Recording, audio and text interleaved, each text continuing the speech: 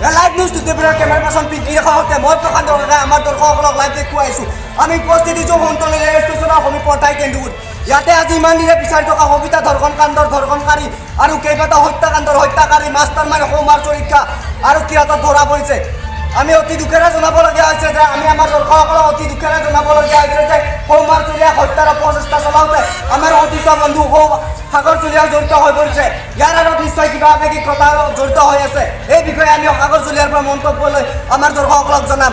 আজি ইমান দিনে টিভি নিউজ চেনেল বাতৰি কাকত ছ'চিয়েল মিডিয়াত পুলিচ প্ৰশাসনৰ ব্যৰ্থতা সমাজৰ হৈছে যদিও ক্ৰাইম ব্ৰাঞ্চৰ ডিএছপি আৰু মহিলা বিভাগৰ ডিএছপিৰ সহযোগত আৰক্ষীয়ে মূল কালপিত মাষ্টাৰ মাইণ্ড সৌমাৰ চুৰীয়াক গ্ৰেপ্তাৰ কৰিবলৈ সক্ষম হৈছে।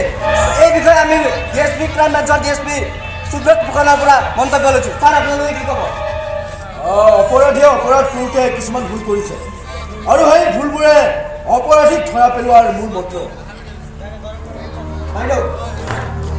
চালাক অপৰাধীক ধৰা পেলোৱাটো ইমান সহজ নাছিল। সবিতাৰ ধৰ্ষণকাৰীক ধৰা পেলাই শান্তি পাইছে। দেউতাই শান্তি পাব, সবিতাই ন্যায় পাব। প্লিজ তুমি যে সৌমাৰ চুৰীয়াৰ হত্যা অপচেষ্টা লৈছিলা, তোমাৰ কি ক'বলগীয়া আছে? এই সৌমাৰে মোৰ পেয়সী সবিতাক ধৰ্ষণ কৰি তাই জীৱন নৰকত পৰিণত কৰিছিল, কিন্তু আৰক্ষীয়ে আজিলৈকে তাক ধৰিবলৈ সক্ষম নহ'ল। মোৰ ব্যক্তিগত অনুসন্ধানত মই গম পাইছিলোঁ যে এই সৌমাৰে ধৰ্ষণকাৰীসকলক হত্যা কৰি তাক চিনচাপ নোহোৱা কৰি গৈছে। প্লিজ প্ৰশান্ত বৰা একো ক'ব নোৱাৰে। আমাৰো এটা অনুৰোধ আছে। হয় কওক খুৰাদেউ। ধৰ্ষণকাৰীহঁত তোমালোকৰতো মা ভনী পত্নী কন্যা আছে, তোমালোকতো এগৰাকীকৈ নাৰী।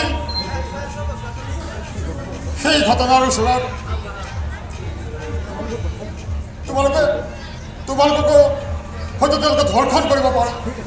সেই কথা কিয় সেই ধৰ্ষণকাৰীসকলৰ মনত নপৰে? এজনী নাৰী ধৰ্ষিত হ'লে তাৰ জীৱনত পৰিয়ালৰ লোকসকলৰ কি অৱস্থা হয় সেইবোৰ এবাৰ তোমালোকে ভাবি নোচোৱা কিয়?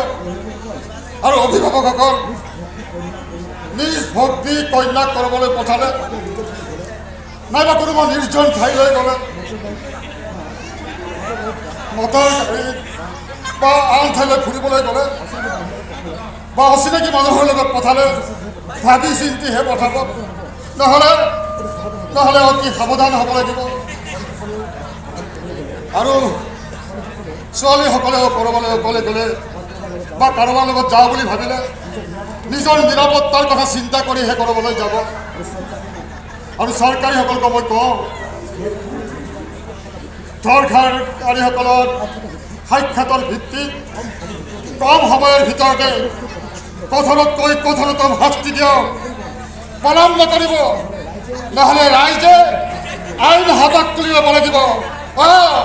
আইন হাতত তুলি ল'ব লাগিব।